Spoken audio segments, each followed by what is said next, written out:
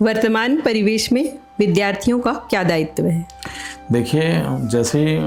हमारे घर में परिवार में जब किसी बालक का जन्म होता है तो बालक का जैसे जन्म होता है तो उसके बाद उसकी जो पारिवारिक पृष्ठभूमि रहती है, जो वहाँ का वातावरण रहता है, जो वहाँ के संस्कार रहते हैं, वो धीरे धीरे बालक के ऊपर पड़ना प्रारंभ हो जाता है। जैसे कोई बीज अंकुरित होता है, अंकुरित होने के बाद में जब वो पृथ्वी को चीरते हुए जब बाहर आता है तो वहाँ की प्रकृति, वहाँ के वातावरण का उस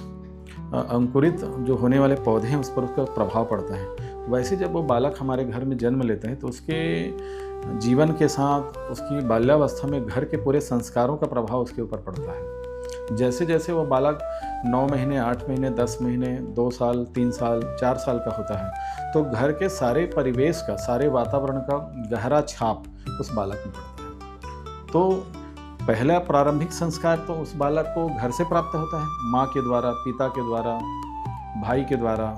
दादा या दादी के द्वारा, या समूचे पास पड़ोस का भी उसके ऊपर या परिवार का भी प्रभाव उस बालक के ऊपर 3 से 4 वर्षों तक पड़ता है। इन सारे गहरे संस्कार का प्रभाव पड़ने के बाद वो बालक स्कूल जाता है, स्कूल में कदम रखता है। जैसे स्कूल में कदम रखता है तो उसके संस्कारों का प्रभाव आपको स्कूल में देखने को मिलेगा, क्योंकि जैसे स्कूल में जब वो बालक पढ़ने के लिए जाएगा तो क्या होगा, जब एक गुरु, शिक्षक उसको पढ़ाना प्रारंभ करेंगे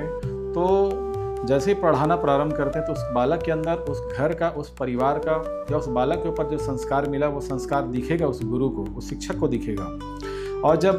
घर परिवार का संस्कार अनुकूल एवं उपयुक्त होगा तो निश्चित जब वहाँ पाठशाला में जब वो बालक पढ़ना प्रारंभ करते हैं तो उनके संस्कार बहुत अच्छे रहेंगे, वो अच्छा पढ़ना प्रारंभ करेगा। और जब अच्छा पढ़ना प्रारंभ करेगा तो उनका जो दायित्व है घर के प्रति, परिवार के प्रति, या अपने किताबों के प्रति, या गुरु के प्रति, या उस स्कूल के प्रति, या पेड़ पौधों के प्रति, या प्रकृति के प्रति, जब उनका जो दायित्व है वो बहुत संस्कार युक्त पाएंगे आप। कैसे संस्कार युक्त पाएंगे?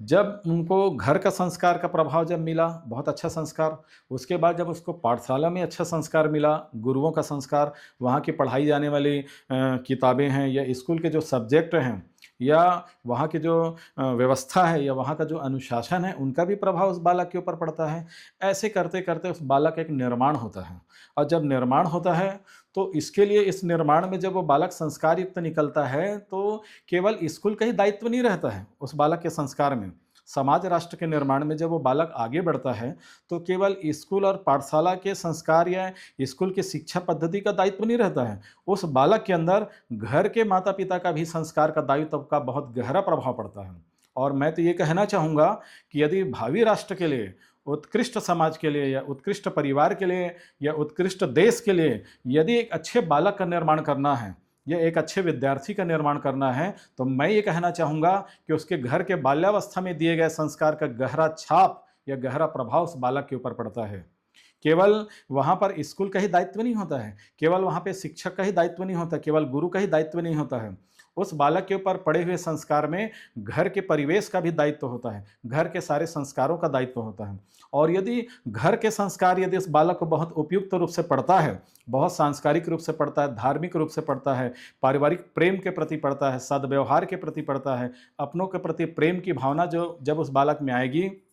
या यूँ कहना चाहूँगा बड़ों के प्रति सम्मान की भावना, आदर की भावना आएगी, तो निश्चित जैसे ही स्कूल में पहुँचते ही वह बालक जो है पारसमणि की तरह चमकना प्रारंभ कर देगा, क्योंकि घर के उपयुक्त संस्कारों का प्रभाव पहले उनको मिल चुका है। और जैसे ही वो स्कूल के परिवेश में जाता है उसको स्कूल गढ़ना प्रारंभ कर देता है। भावी राष्ट्र के लिए, भावी देश के लिए, भावी समाज के लिए हमारे देश के स्कूल उसको गढ़ना प्रारंभ करते हैं। तो मैं कहना यही चाहूँगा कि उस बालक के ऊपर यदि गहरा संस्कार यदि लाना है या उत्कृष्ट युवाओं का निर्माण करना है तो स्कूल के साथ ही साथ घर के संस्कार का, पालन पोषण का, दायित्व का भी बहुत गहरा प्रभाव पड़ता है। और यदि ये संस्कार उस बालक के ऊपर बहुत अच्छे आते हैं तो निश्चित कहूँगा वो बालक एक अच्छा विद्यार्थी बनेगा और भावी राष्ट्र का निर्माण करेगा।